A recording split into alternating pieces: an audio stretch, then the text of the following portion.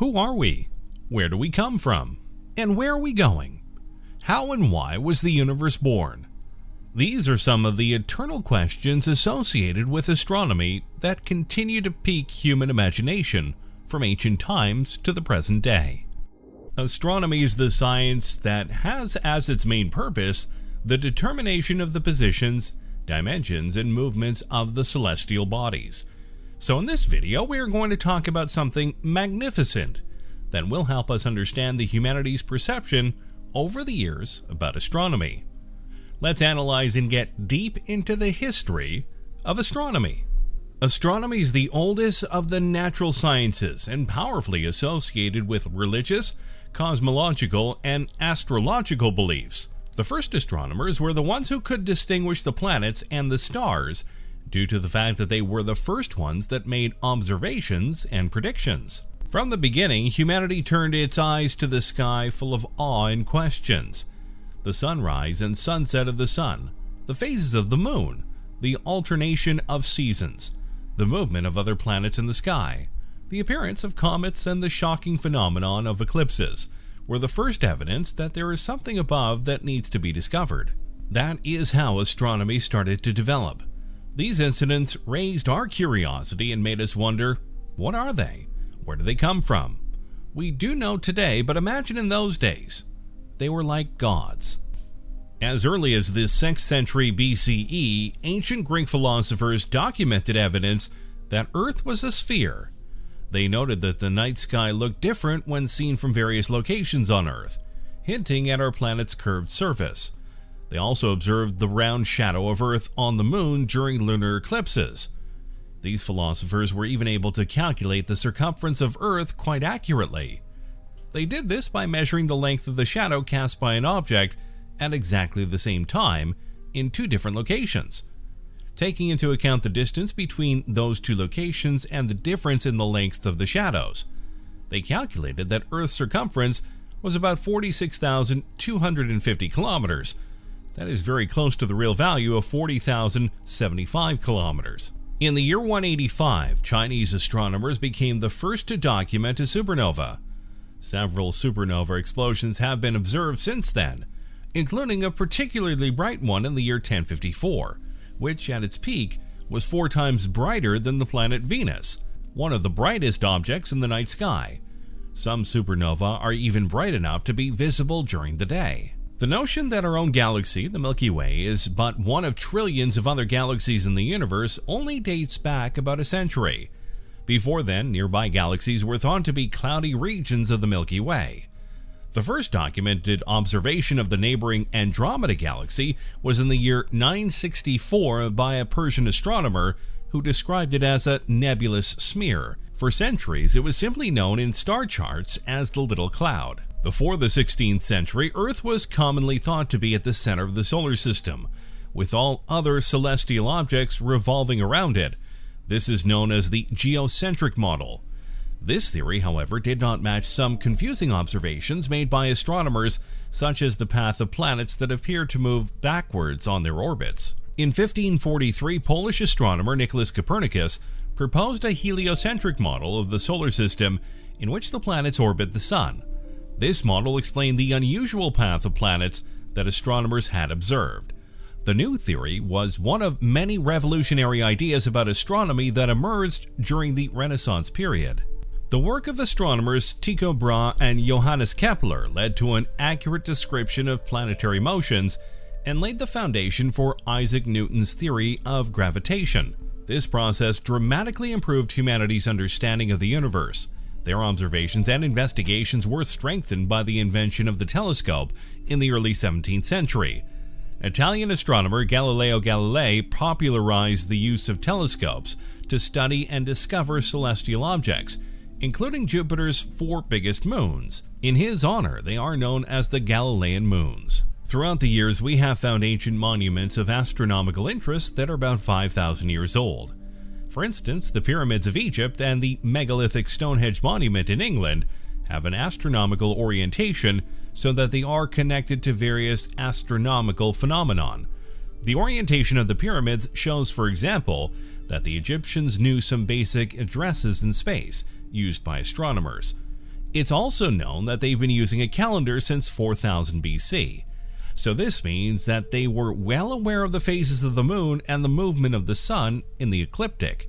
A significant factor to our knowledge of the universe plays the Greek astronomy. The breakthrough that gave Greek astronomy its own particular character was the application of geometry to cosmic problems. The oldest extant source that clearly states that Earth is a sphere and that gives a sound argument to support the claim is Aristotle's On the Heavens. Aristotle mentioned that Earth's shadow as seen on the moon during a lunar eclipse is circular. He also mentioned the changes that occur in the stars that are visible as one moves from north to south on Earth. Aristotle claimed that certain mathematicians had contrived to measure Earth's circumference and had found a value of 400,000 stads. Also in the 3rd century BCE, Aristarchus of Samos applied geometrical reasoning to estimate the distances of the sun and the moon on the sizes and distances of the sun and the moon. However, his initial premise included several questionable numerical values. For example, he assumed that at the movement of the quarter moon, the angle between the sun and the moon as observed from Earth is 87 degrees. From this, it followed that the sun's distance is about 19 times the moon's distance from us. The actual ratio is about 389. A second doubtful observation was that the angular size of the sun or the moon is 2 degrees. Another of Hipparchus's contributions was the discovery of precession, the slow eastward motion of the stars around the zodiac caused by wobbling, over a period of 25,772 years, in the orientation of Earth's axis of rotation. Hipparchus's writings on this subject have not survived, but his ideas can be reconstructed from summaries given by Ptolemy. Hipparchus used observations of several fixed stars, taken with respect to the eclipsed moon, which had been made by some of his predecessors. On comparing these with eclipse observations he had made himself, he deduced that the fixed stars move eastward not less than 1 degree in 100 years. The Babylonians, in their theories, revised their locations of the equinoxes and solstices. For example, in one version of the Babylonian theory, the spring equinox is said to occur at the 10th degree of Aries. In another version, at the 8th degree. Some historians have maintained that this reflects a Babylonian awareness of precession, on which Hipparchus might have drawn. Other historians have argued that the evidence is not clear, and that these differing norms for the equinox may represent nothing more than alternative conventions. It is important to mention Galileo, a famous scientist that contributed to the knowledge we have today of our universe. He is well known for his telescope. Galileo, through his telescope, that is the first of all humans, in 1609, observed the mountains and valleys of the moon, the stellar nature of our galaxy, the sunspots, the planet Saturn with its ring, but mainly the phases of Venus and the 4 satellites of Jupiter. His unique observations radically changed the worldview of his time. A heliocentric follower of Nicholas Copernicus, he realized that on the one hand, the phases of Venus would show that this planet orbits the Sun, and on the other, the 4 satellites of Jupiter, which has since been called Galilean, provided the solution. The moon was not the only case. There were other celestial bodies orbiting a planet. Their existence forever destroyed the belief that all celestial bodies revolved around the Earth. Our little planet, with all that entailed, has ceased to be the center of the universe. Combining mathematics with physics, Galileo rejected the existence of the perishable sublunary and the indestructible crystalline supermoon world, proving that the same laws govern and apply throughout the universe, thus expanding the limits of what we can see. In the same year, 1609, the genius astronomer Johannes Kepler, the legislator of our solar system, published a book in Heidelberg called Astronomy Nova, and indeed it was news, as it recorded the first 2 laws of the motion of the planets and discovered the first of all the astronomers of all time, the elliptical orbits of Mars and the other planets around the Sun.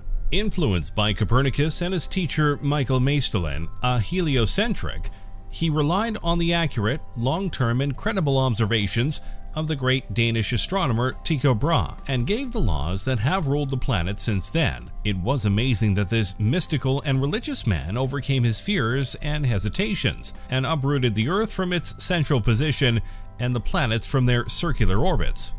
The first law says that the planets race around the Sun's elliptical orbits of which the Sun holds.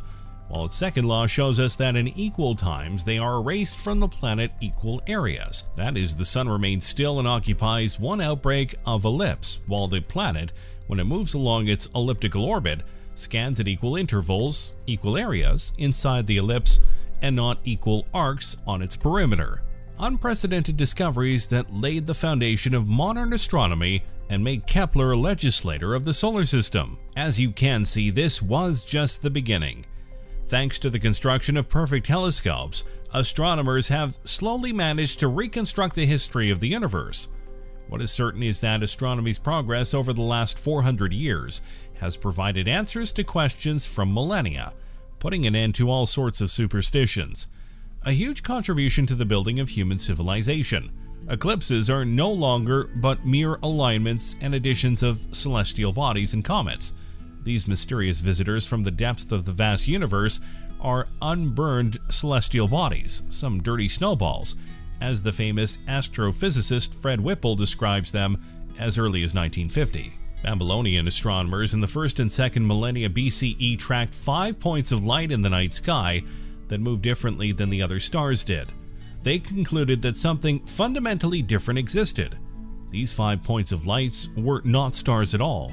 Historians and astronomers now believe the Babylonians were among the first to recognize the planets Mercury, Venus, Mars, Jupiter, and Saturn, which become visible to the naked eye at different times of the year.